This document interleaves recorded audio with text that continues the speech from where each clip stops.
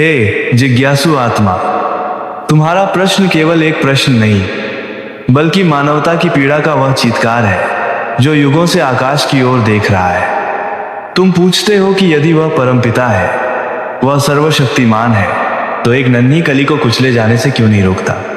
मासूमों का रक्त बहते देख उसका सिंहासन क्यों नहीं डोलता?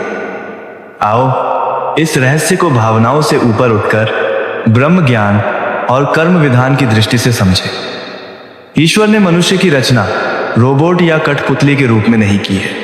उसने मनुष्य को सबसे बड़ा उपहार दिया है, विवेक और कर्म की स्वतंत्रता। जैसे बिजली का स्वभाव केवल ऊर्जा देना है, अब यह मनुष्य के हाथ में है कि वह उस बिजली से किसी के घर का अंधेरा दूर करे या किसी को करंट लगाकर मार डाले। इसमें बिजली का दोष नहीं है और न ही उस ऊर्जा स्रोत का। यदि ईश्वर हर बार किसी बलात्कारी या हत्यारे का हाथ पकड़ ले, तो स्वतंत्रता का अर्थ ही समाप्त हो जाएगा। फिर न कोई पुण्य होगा, न कोई पाप। यह संसार एक परीक्षा स्थल है।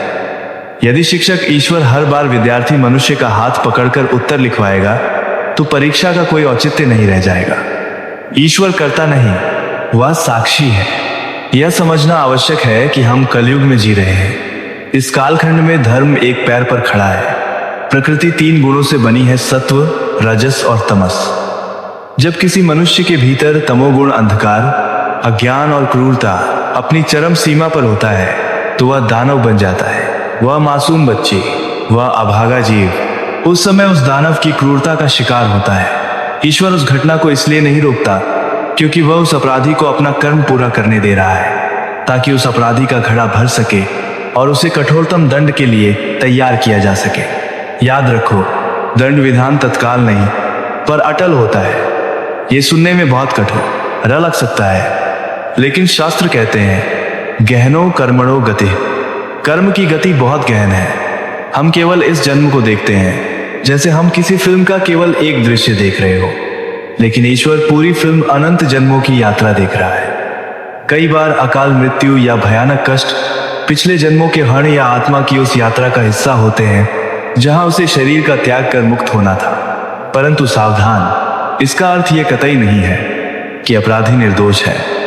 अपराधी ने अपनी स्वतंत्र इच्छा का दुरुपयोग करके जघन्य पाप किया है, जिसके लिए उसे नरक से भी बदतर यातनाएं भोगनी पड़ेंगी।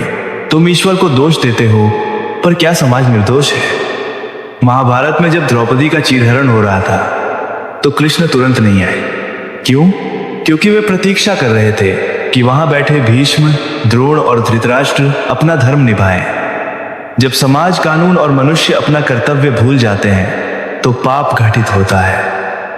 वो नन्ही बच्ची का बलात्कार केवल एक व्यक्ति का पाप नहीं है, वह उस समाज के पतन का प्रमाण है जो संस्कार देने में, सुरक्षा देने में और भय पैदा करने में विफल रहा। ईश्वर ने हमें हाथ दिए हैं रक्षा करने के लिए। यदि हम समाज नपुंसक बनकर तमाशा देखेंगे, तो दुर्घटनाएं घटेंगी ही। ईश्वर हमारे माध्यम से ही कार्य करता है। जब हम धर्म की रक्षा करना छोड़ देते हैं, तो अधर्म निर्दोषों को निगलता है। सिद्धि की दृष्टि से देखो, शरीर नश्वर है, आत्मा अमर है। जिस पीड़ा को तुम अंत समझ रहे हो, वह उस जीवात्मा के लिए केवल एक पुराने वस्त्र का त्याग है। जो मासूम उस क्रूरता का शिकार हुई, उसकी आत्मा उस दूषित शरीर और संसार से मुक्त होकर ईश्वर की गोद में परम शांति में चली गई। उसकी पीड़ा क्षणिक थी, परंतु उस पापी का दंड युगों युगों तक चलेगा। उदाहरण के लिए, सोने को जब आग में तपाया जाता है, तो देखने वाले को लगता है कि सोने पर अत्याचार हो रहा है, उसे जलाया जा रहा है। लेकिन जौहरी जानता है कि यह प्रक्रिया उसे शुद्ध कर रही है। जिन निर्दोषों के साथ अन्याय होता है, ईश्वर उन्हें अपनी विशेष शरण में लेता है। उनका अगला जन्म उच्च लोकों में या मोक्ष की ओर होता है। ईश्वर हस्तक्षेप तब करता है जब धर्म की हानि सीमा पार कर जाती है, यदा यदा ही धर्मस्य। लेकिन वह हस्तक्षेप अवतार लेकर ही नहीं, बल्कि विनाश के रूप में भी करते हैं। आज जो महामारियां, भूकंप और प्राकृतिक आपदाएं तुम देखते हो, वह उसी संचित पाप का परिणाम है। हे मनुष्य, अंधकार इसलिए है क्योंकि दिए बुझ गए हैं। ईश्वर को दोष मत दो कि अंधेरा क्यों है। स्वयं से पूछो कि तुम प्रकाश क्यों नहीं बने। दुर्घटनाएं और अपराध ईश्वर की अनुपस्थिति का प्रमाण नहीं, बल्कि मनुष्य के भीतर बैठे शैतान और समाज की सुस्ती का परिणाम है। जिस दिन तुम मनुष्य ईश्वर के हाथ और आंखें बन जाओगे, उस दिन कोई दुर्योधन किसी द्रौपदी की ओर और कोई राक्षस किसी मासूम की ओर देखने का साहस नहीं करेगा। हर हर महादेव।